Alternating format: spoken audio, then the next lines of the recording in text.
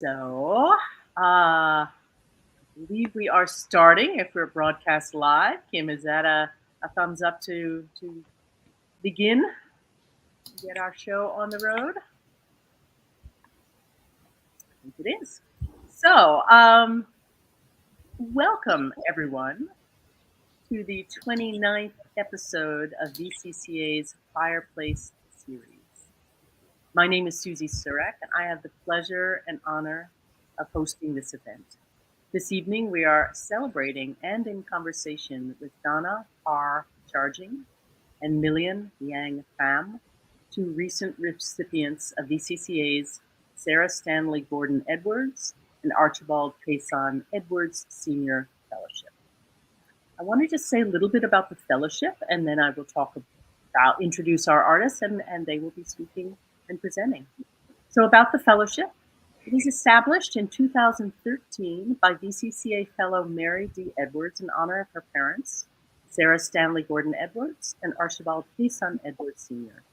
This fully funded 2-week fellowship aims to support female identifying visual artists with strong preference given to Native Americans. The application is currently open through September 15th. More information is on VCCA's website. And it's my understanding that Mary Edwards may be in attendance, and I'd like to welcome her and extend our welcome and acknowledge her generosity of this fellowship.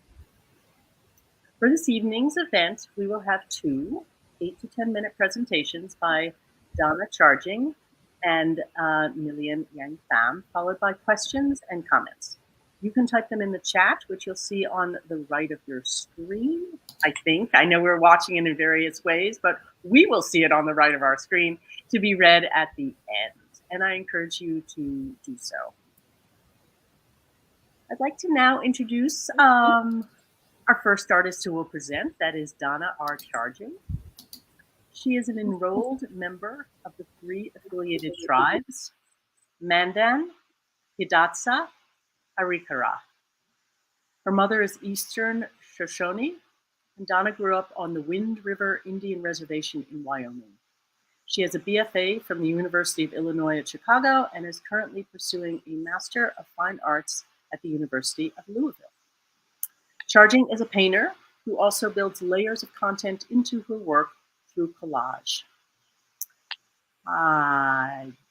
And she uses specific printmaking processes to address issues of cultural voyeurism and erasure, as, in Donna's words, Native people do not exist in the mainstream of American consciousness in an open, direct way.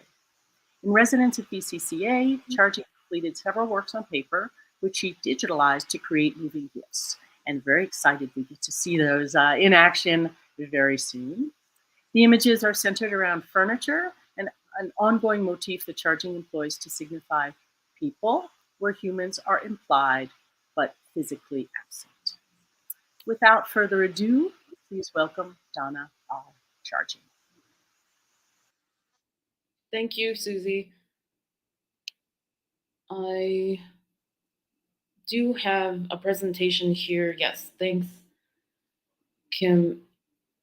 These are just a series of slides that I wanted to show in addition to some of the work that I completed at VCCA, because I think of my work as kind of ongoing, addressing the same topics, but they're kind of depending on the media that I'm using. Visually, you'll see some similarities. The approach is always about layers, and also the fact that I am an enrolled member of a federally recognized tribe. So the first image, going back, I'm kind of going to do this chronologically. I did a series of collages that I called the Still Life series, and they're very small, kind of document size. This says 11 by 14. I really became attached to this particular type of paper, which is printmaking paper, because I have a mentor by the name of Philip Chen who teaches at Drake University, which I attended Drake, but I transferred to UIC. And I learned from Philip about kind of how we people of color kind of are, we don't have to be so kind of didactic and maybe in your face about our culture. It's kind of embedded in there. Um, Listening to him talk about his work and also reading sort of the images that he chooses to print, I found a way to kind of begin to speak about my own experience from living on the reservation and working as an artist. um, I kind of started using this kind of vocabulary of collage. So all of this is just layers of paper. It's sort of representative of an elk tooth dress, and unfortunately, you can't really tell that the little dots are actually gold, kind of gold leaf paper. I grew up in the powwow culture on my mother's reservation, and there's so much that's communicated in each tribe, each individual tribe that participates in tribal culture through the color, the types of material, and the types of dances and songs. So when I look at this image, I can kind of hear music in my head, and then I visualize, even though this is kind of, it appears empty with negative space in the background, I feel like I see a lot going on. Just want to move on to those small studies. The still life series uh, also contributes to my painting practice. As Susie mentioned, I think of my paintings in terms of layers, and each time I go into the painting, there's kind of a creation of a history. I think sometimes Native American people are spoken about in this country as if we don't exist, or as if, you know, all of our culture is kind of in the so-called past, but it's very much a present day. I think of it pretty much every day of my life. And uh, this is a portrait actually of my brother, and each of my oil paintings are always called Untitled. This was a print that I made when I was able to use a print in intaglio press. I'm in Brooklyn a few years ago. This is 2014. And it really is talking about my father's experience of growing up on his reservation in North Dakota with horses, and how a horse had a value over, let's say, an automobile, partially because of the relationship between Native people and uh, our natural environment.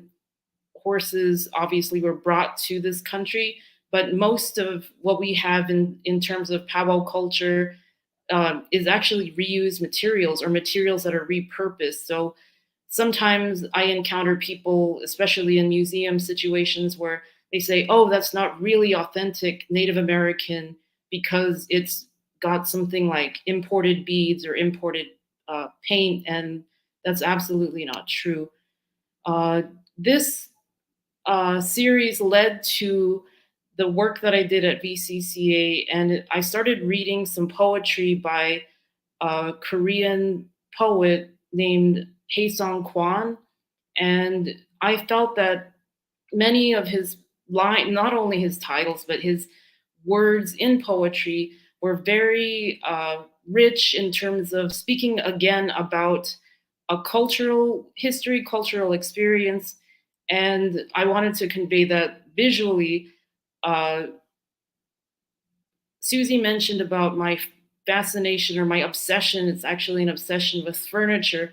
My job in New York before I moved to Louisville was helping sell luxury residential real estate. And I thought about how it's very difficult to sell basically an empty apartment. Most people will stage an apartment because it's kind of hard to visualize where things will go. And most of the time, people visually can't get there until they see like a sofa or a table in an environment. And I got to thinking about how um, our living environment and our space really builds kind of our human experience outside of just the clothing, which is another avenue that I had explored for a very long time.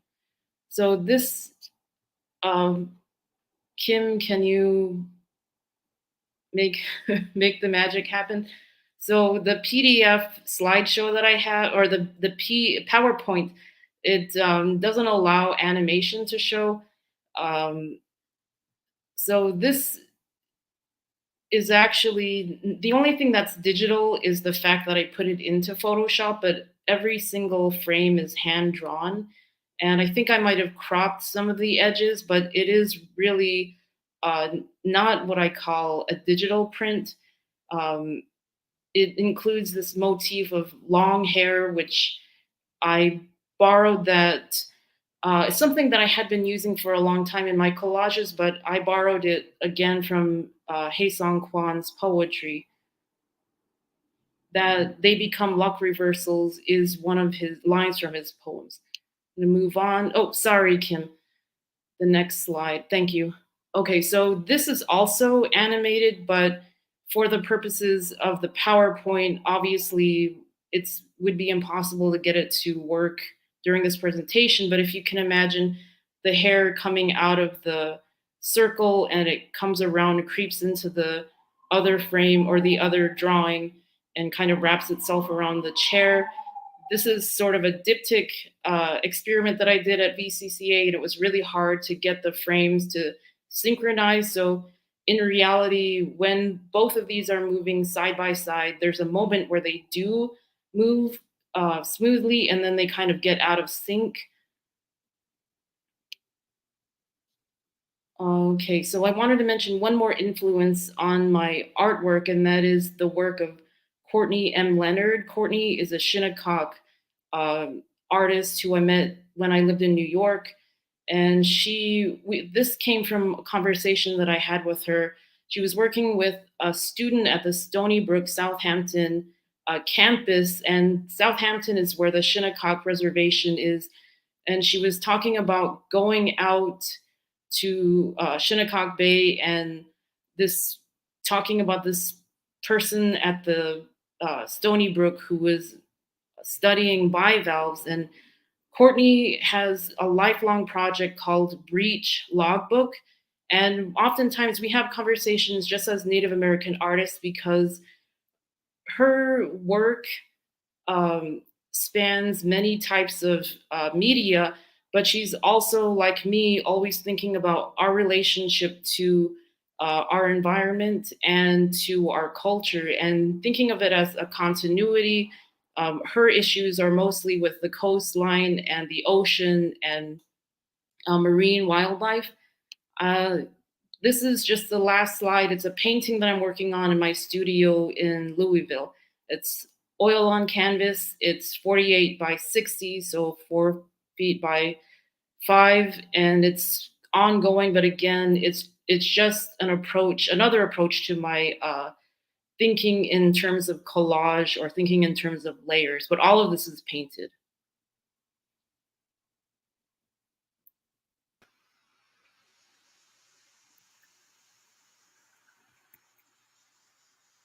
How wonderful to see that. Thank you so much for that extraordinary collection of work and the way you discuss it. Thank you. I'm eager to dive in right now, but that's not our format. So we are going to hear from Millian, and I'm going to just say a few words about you, Millian, and then you get the floor. Millian, let's on my screen. I can sure I am getting it correct, Millian. Millian received her BFA in painting and printmaking from the University of Tulsa in Oklahoma, and her MFA in sculpture from the University of Florida. Pham's art practice stems from her childhood in Vietnam and adaptation to her adopted America. Her works highlight the intangible effects of socio-political structures on the body and the psyche, and span a range of different styles and formats.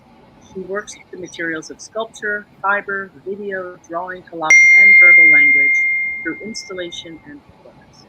Her research has been exhibited nationally and internationally in Canada, Pakistan, Korea, and across the US.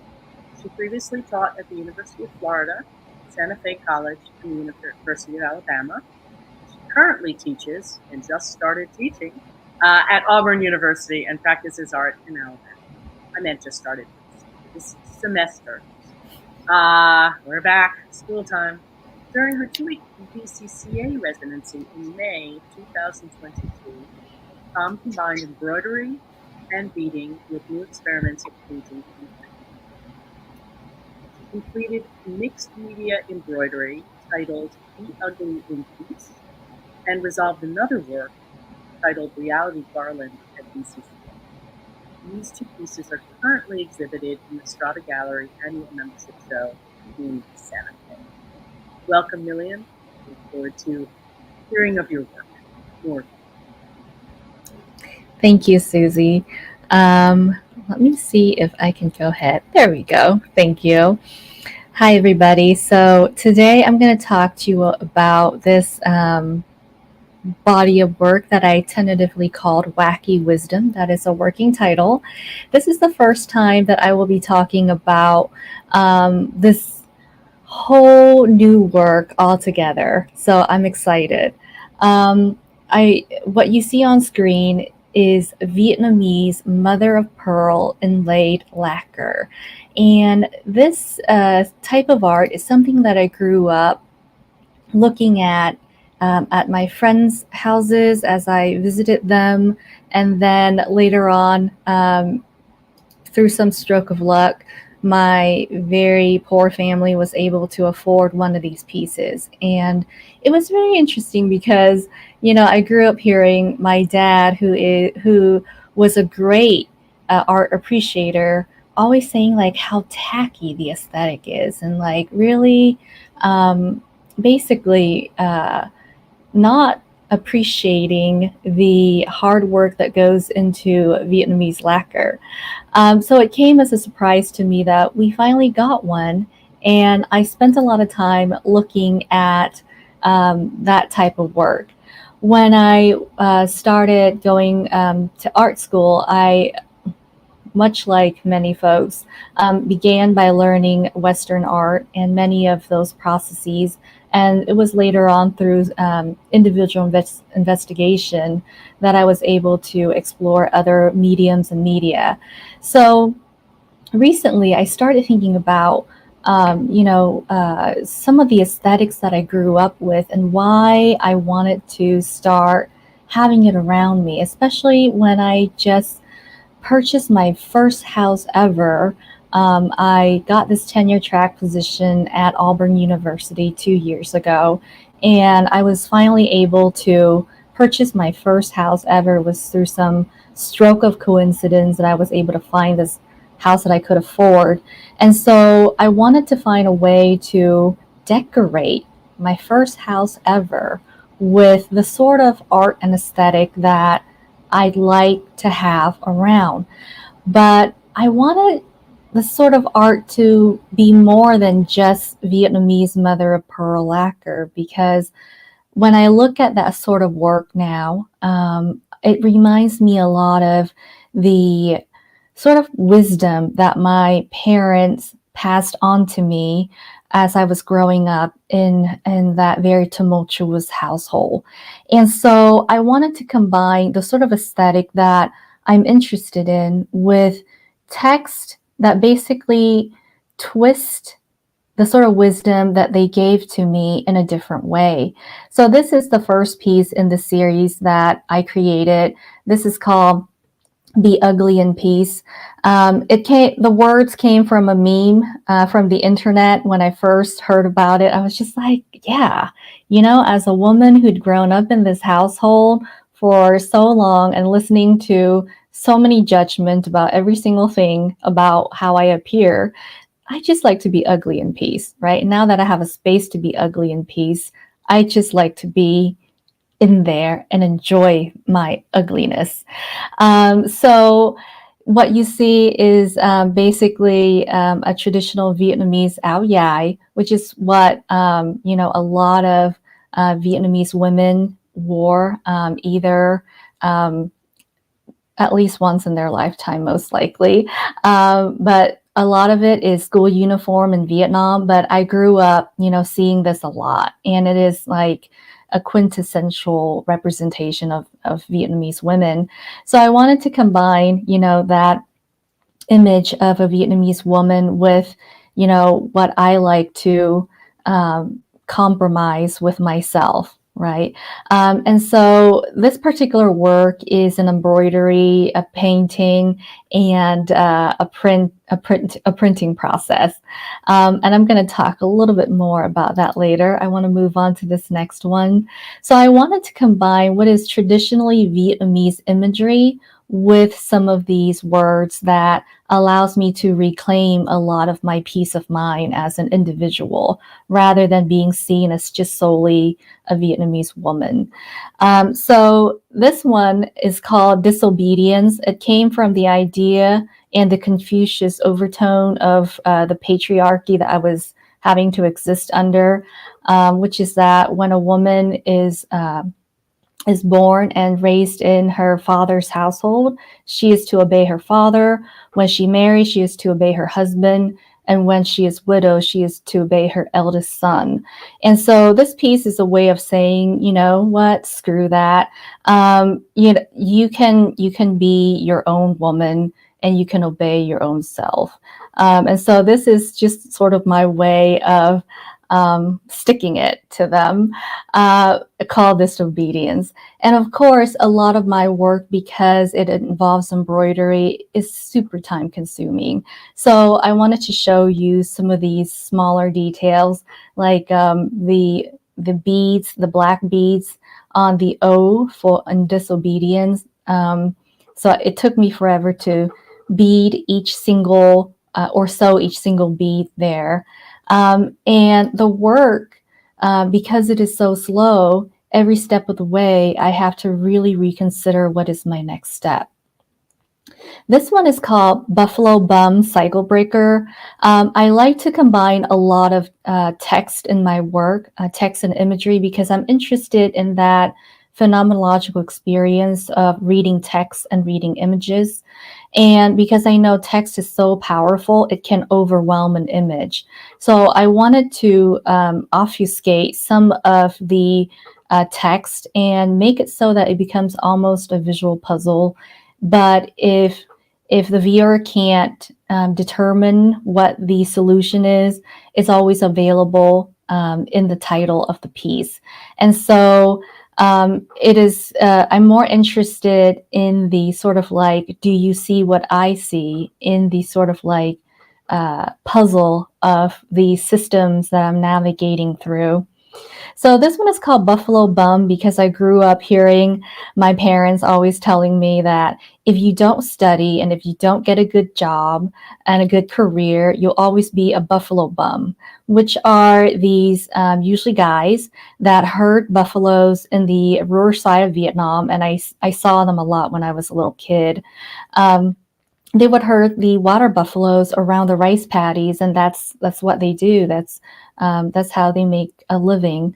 And the idea that, these buffalo boys or these cattle kids and what they do is seen as lower was very problematic to me when I was a kid. And then I couldn't process why that was until much later.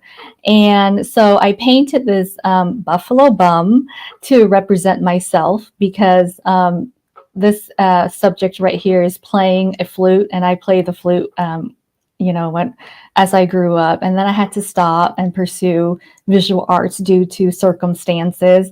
And having gone into the arts, I've had to hear my parents gripe all the time about how I'm never going to make it. I'm going to be like a buffalo bum, basically.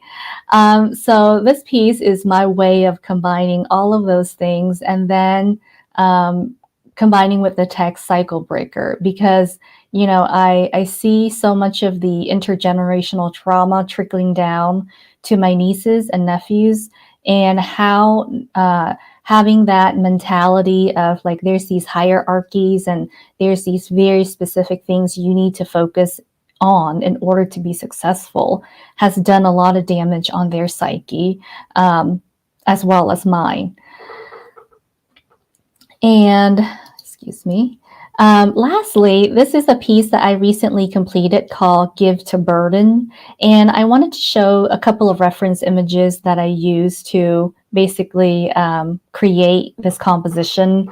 So the two images you see stacked on top of each other on the left are Vietnamese women carrying bundles of goods on what is called a porter stick. And that's how you just carry goods around to sell and to move things around. So I love that imagery because I remember having to use the porter stick when I was a kid. I had my little porter stick that I played with, as well as seeing my parents using it when they needed to move rice around in the rice paddies. So I created this composition called Give to Burden, and it's two women carrying these loads on these porter stick. I wanted to talk about the sort of like harried relationship that in my family between my mother, my sister, and myself, and how existing in this very strange flavor of patriarchy of having Vietnam having been colonized by the French, and then we were raised Vietnamese Catholic, and then we immigrated to the US and then existing under that structure, and how there were just a lot of uh, sort of there were a lot of pressure from many different angles, and that really wore on each of us, and wearing so that we wear on each other as well. And so we weathered through all of these things individually and separately. So this is called Give to Burden because of the way that I think about what it is that we give to each other. And is it a gift or is it a burden? And that's something that I think about all the time when I think about my relationship to other people as well. Is the favors you do, the gift that you give, is it really for the other person's benefit?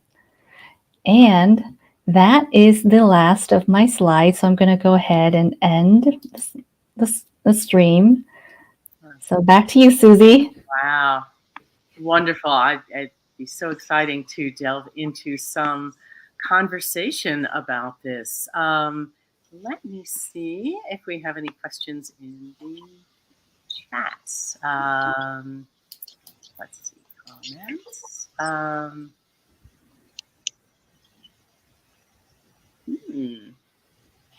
I see that people are watching. I would encourage those of you who are seeing it on any of your platforms, you can put comments and questions. And while we wait for those, do either of you have comments or questions for each other about each other's work?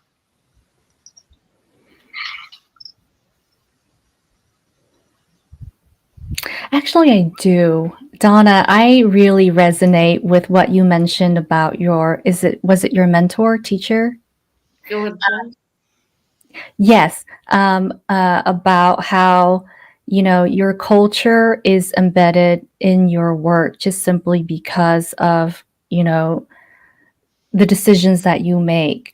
Can you expand a little bit more on what that is like for you when you are making the artwork, and what you think about or not have to think about after that revelation? I'm so curious about that. Sure.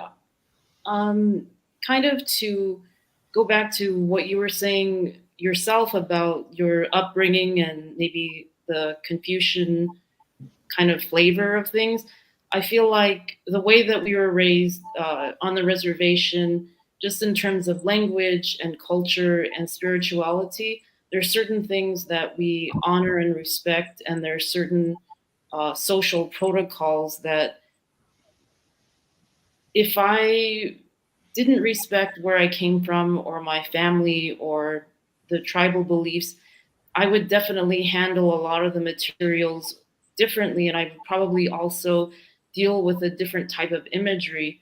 I do know artists who come from other tribes, and they might have the same sort of thematic approach, like I'm Native American, therefore, my uh, aesthetic is embedded in the art, but obviously it's a little bit different. Like my friends who live in Arizona or New Mexico, their visually will look different, but it's more of a consciousness. Does that make sense? Oh, yes, totally. And I really appreciate that. Yeah, I was curious because I saw on Instagram that you had some cyanotype work, and I thought actually that's what you were going to talk about tonight. Yeah, so because of our limited time, I didn't want to broach on the cyanotype. The cyanotype, it was something that I spent about a whole year thinking about.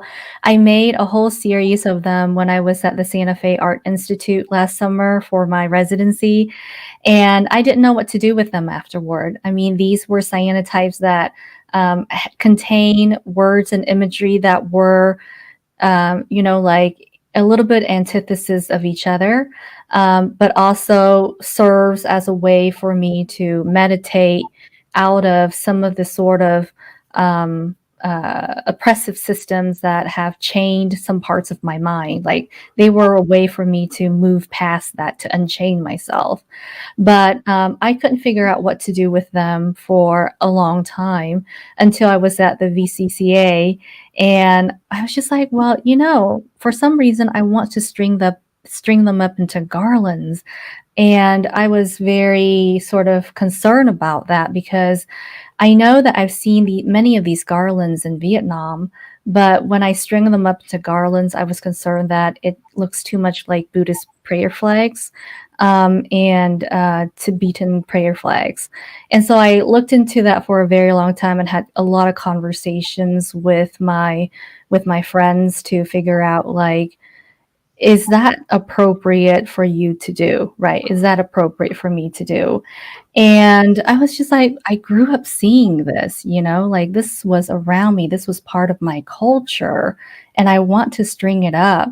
But I want to pay respect to the fact that there is a rich history of flags, right? And depending on where you're coming from, so how am I making this speak to the things that is from me?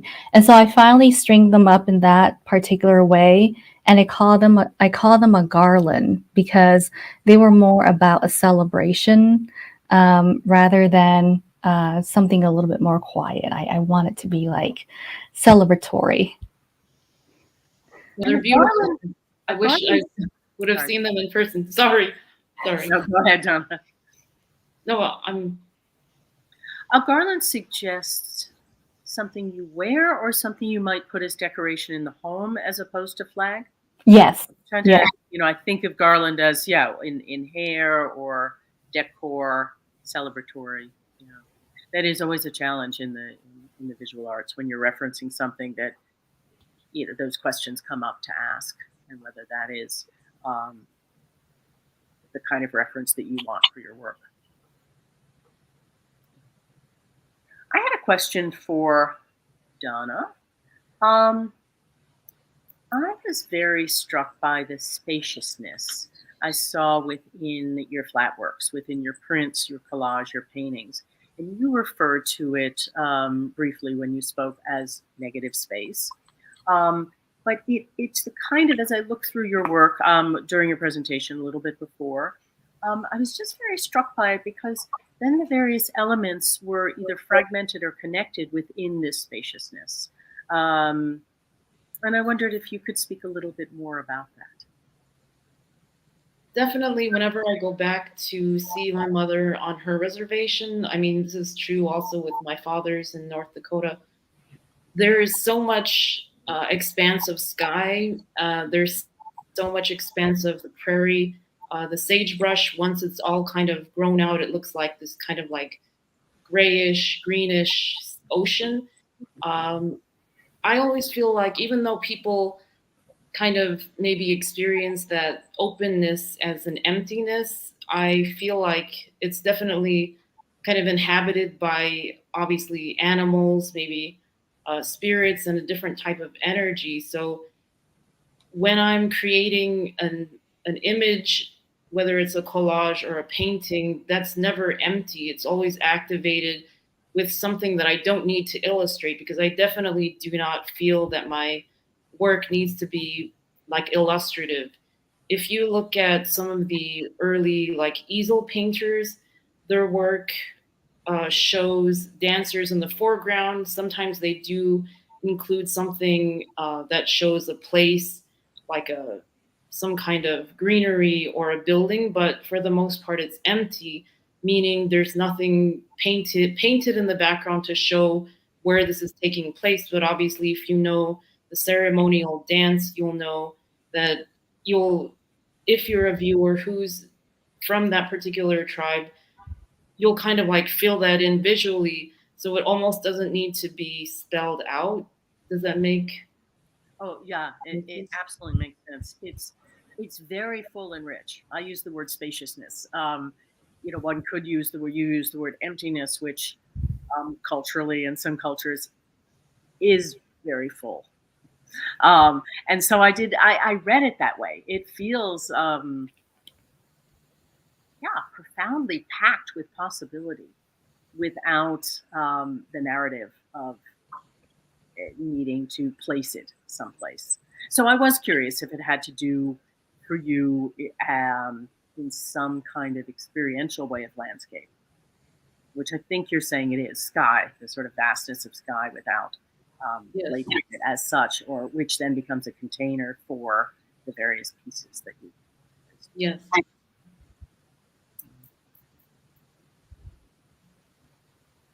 Beautiful.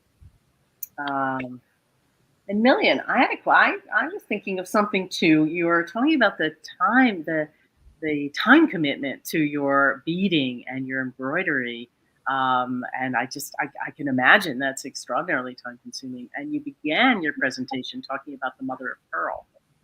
Have you ever worked with that traditional means? I wouldn't even know where to start as to how one does. Mother of pearl is from inside of a shell. Yeah. Yes. Yes. Okay. So you know the process of that to there, and have you worked with that at all?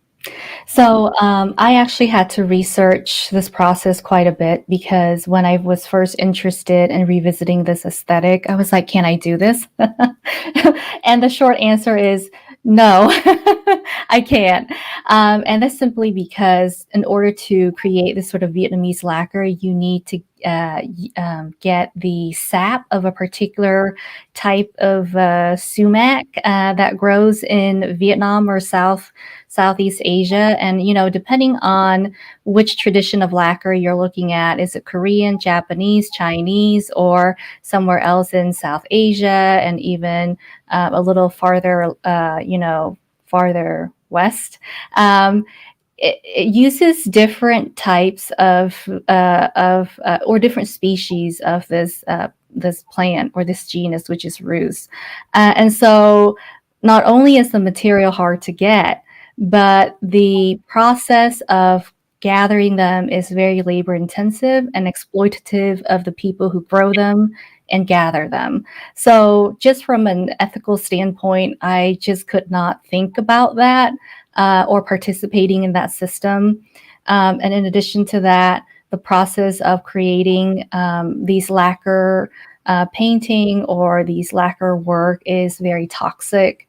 So I really respect the artists who make these paintings and compositions, but for me, from where I stand, I take myself out of that, but yet I still want to like respect that tradition. And so these embroideries are my way of, referencing the mother of pearl lacquer with some similar aesthetic choices, yet also maintain some of my interests, which is the embroidery and the beading. So each of these composition takes me forever. I haven't really sat down to calculate how long I spend on them, but I know that I spend at least like 3 weeks on each, and I would have my audiobook from Audible as I'm beading, worked through N.K. Jemisin already. But anyways, yeah, it takes a long time because each of those beads is a stitch, and so I just sit there and stitch with my cats helping, of course, and so I wanted to translate that labor of making to kind of be analogous, but not quite, to the labor of the lacquer, the Vietnamese lacquer making process. It does come across that you're making a parallel, and I was just curious whether you had actually tried the other one. That's fascinating. I hadn't thought of where the lacquer comes from, and that it would be different in different countries and different plants, probably seasonally. Yes. It was toxic. Yeah, it's toxic. And actually, I didn't really get into it at the beginning, but one of the reasons why my dad really didn't appreciate these lacquer paintings because of that toxicity. He knew that in many parts of Vietnam where these paintings are being produced in mass, actually exploit child labor. And so he finds them to be problematic in that way, in addition to the many other layers. So he didn't want it in our house for a very long time, and he finally got one as a gift. And so he hung it up in the house, and I was just like, I really appreciate this. I know it was super toxic to produce for many people, but I appreciate all the labor and all the work that went into it, despite all that. We have a question from Leonore in the chat. Do you feel artists of color are changing who can participate in art and in the subject matter considered mainstream? Or do you think inclusivity of artists of color does not affect real change?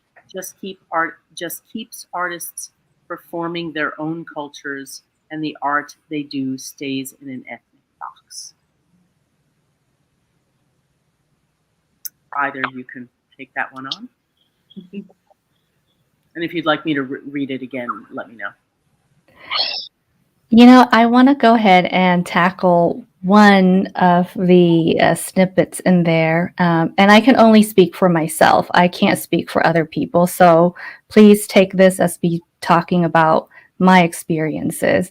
And I want to talk about the notion or the question about artists performing their own cultures and the art that they do stays in an ethnic box. I think that there are a lot of gray areas in that. It really depends on the artist. For myself, I am very cognizant of that concern, especially in my practice, because one of the things I find very difficult, especially when it comes to a lot of these applications to residencies, grants, and other opportunities, is that sometimes I feel like I'm dancing for a committee and I'm putting my culture and bearing my heart and my vulnerabilities just for a chance to be like, what I make really matters, right? And so I'm very cognizant of that, and I don't want to do that. What I want to do in my art and my practice, and in the things that I talk about, is talk about the things that I'm very passionate about, whether or not that means it meets approval of other people. So in my art practice, when I reference these cultural images, I do it because it has personal resonance to me, not because it is part of my culture. My culture is part of me, but I am not a representation of my culture. So in my practice, what I want to do, again, is there may be elements of my culture being represented, but I am making that decision. And I want to make sure that I continue making that decision. And I'm so fortunate that I have the framework and the awareness to make these choices. So that's the snippet I want to touch upon, and I may have more thoughts later. So, Donna, do you have thoughts? Oh yeah, so into answering the question, do you feel artists of color are changing who can participate in art? I would say yes, because visibility is a really huge thing, and that's one reason why I don't want to say, I want to choose my words carefully. It's one of the reasons why I am grateful that the opportunity at VCCA exists, because if I had to, for example, raise the funds to pay to go to some residency and I don't have $10,000 or whatever it costs, I think having programs that bring in artists who are specifically Native American is really important. I think it was really important that you also said that we don't represent all people. Like, I'm speaking from my experience being from the 3 affiliated tribes. My mother is Eastern Shoshone, but some people disagree. Some Native artists, especially, disagree with the federal recognition system. There are some tribes that are not federally recognized that have cultural history and ties to their land. Um, I think visibility, whether or not someone thinks, oh, well, that's the local Native artist. I think just being there. When I was at BCCA, we did have to honor the COVID protocols, but I did actually make good contacts with someone who's at the University of Kentucky, a writer, and I did meet Tennessee-based artists, visual artists, and it was just being able to, or having the opportunity to interact with other artists, which I don't think that I would have gone out of my way to try to enter BCCA if that opportunity was not there. And lastly, do you feel artists of color are changing who can participate in art and in the subject matter considered mainstream? Uh, well, I think the work that I do is ultimately, depending on how it's framed, it can come across as very quote unquote mainstream if you take away the fact that maybe some of the titles or my biography. If you just looked at one of my paintings, yes, I would say that my tribal kind of background and aesthetic comes through, but I also am not afraid to create images that are not necessarily, you know, let's say tourist trap art, where I'm always including eagle feathers or buffaloes or whatever people happen to think of as Native American art, or I'm not creating something that's specifically Native American apparel. I am sometimes using Western, whatever is considered Western European tradition, but I think that just again goes back to opportunity and visibility.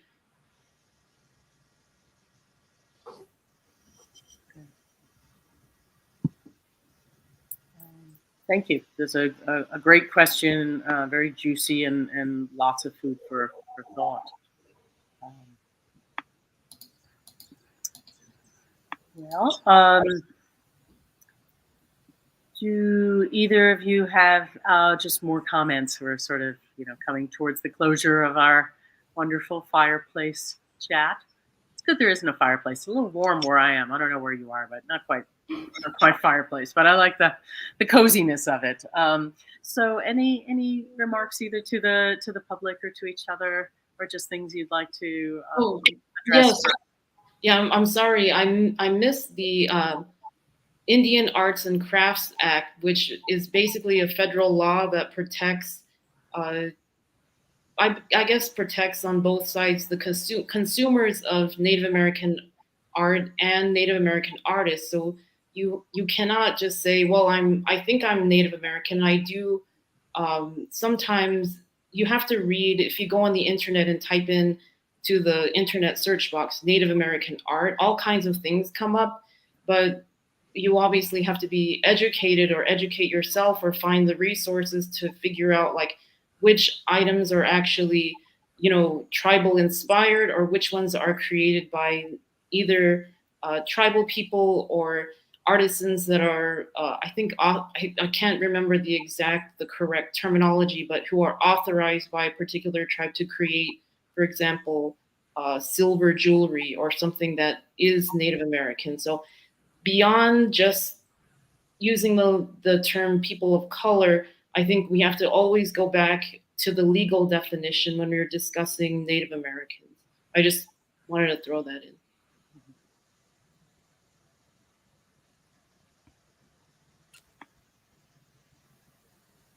Thank you for that.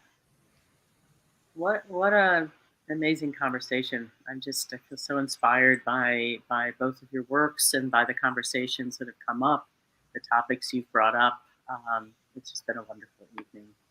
So I want to thank everyone who joined us for joining us. Thanks to Kim, who is behind the scenes making all this happen. Thanks to Sheila and all the wonderful folks at VCCA that keep the residency happening. And a reminder again that the deadline for applying to the Edwards Award is September 15th, so that's coming up.